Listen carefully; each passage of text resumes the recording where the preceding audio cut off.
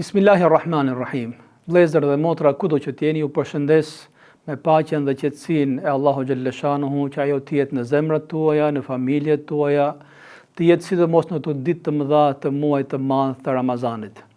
Është shumë e rëndësishme që njeriu të kuptojë natyrën e këtij muaji, filozofinë e tij, të kuptojë objektivat e tij në dritën e ajeteve të Kuranit famlar.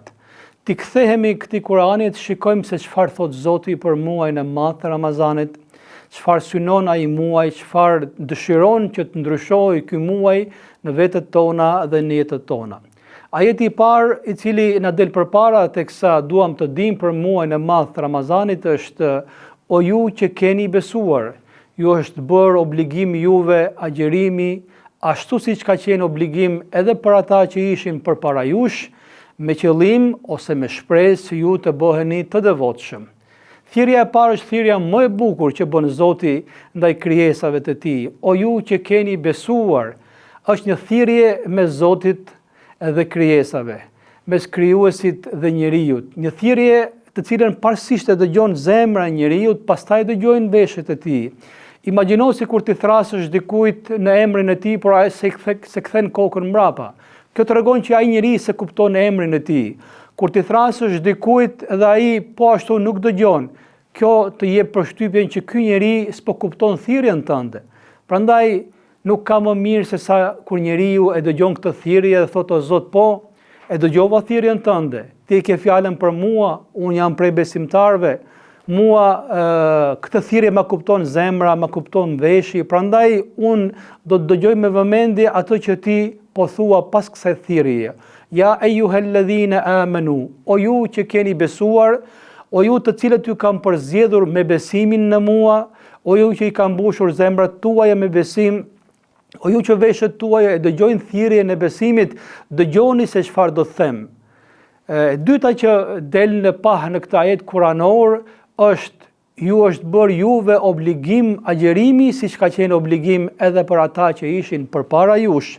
Pra, nuk jeni vetëm ju që po agjeroni, kanë agjeruar besimtarët edhe përpara jush, që nga fillimi i jetës e do të agjerojnë deri në fund të kësaj jete. Edhe sikur ti je ti i vetmuar, edhe sikur të mos kesh në krah asnjë person që agjeron, edhe sikur ta ndjesh veten që je agjeruesi vetëm në atë zonë, në atë qytet apo në atë fshat, dije se ti nuk je vetëm.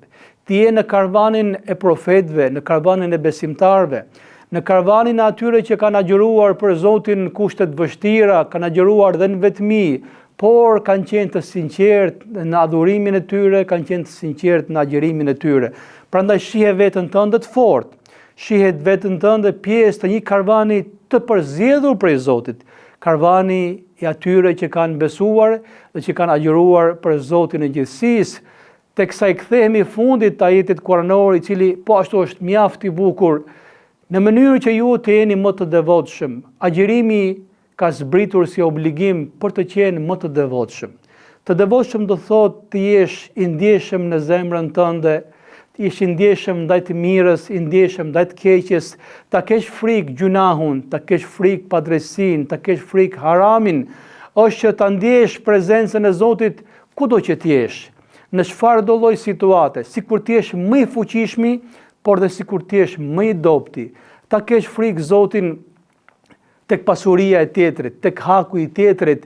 Këtë synon agjerimi, që të na bëjë njerëz më të devotshëm, më të ruajtur në gjuhët e tyre. Prandaj një njeri që agjeron mundohet ta ruajë gjuhën e tij nga fjalët e pahishme, nga gënjeshtrat, nga dëshmitë e rreshme, nga hyrja në hak e tjetrit, sepse Zoti nuk ka nevojë për një person i cili rri pa ngrënë dhe pa pirë, por për fat keq. Ai gënjen, ai mashtron, edhe ai han hakun e tjetrit. Të jesh i devotshëm do të thotë të ruash sjelljen tënde, do të thotë të ruash qenjen tënde. Ramazani dhe agjerimi na mbrojnë neve, na mbrojnë edhe në këtë botë, na mbrojnë në varret tona, na mbrojnë edhe në botën tjetër. Por ne a e mbrojmë Ramazanin ton, por ne a e ruajmë agjerimin ton nga fjalët e pahishme, nga punët e liga, nga gënjeshtrat, nga mashtrimet. E lut Zotin që të na bëjë për atyre që i ka dalluar me thirrjen o ju që keni besuar dhe ne e kemi pranuar këtë thirrje me zemrat tona dhe me gjithë qenjën tonë. Të na fus Zoti në karavanin e besimtarëve, profetëve, të tyre që kanë agjëruar për hir të Zotit dhe Zoti ju ka dhënë shpërblimin siç di vetë ai të jap, dhe mbi gjitha që ky agjërim, ky Ramazan të jetë mekanizëm që na mbron neve nga e keqja, nga e liga dhe na ruan neve në kushtet më të vështira dhe në këtë botë, por mbi gjitha na ruan neve në botën tjetër. Allahumma amin. Selamu alaikum wa rahmetullahi wa barakatuh.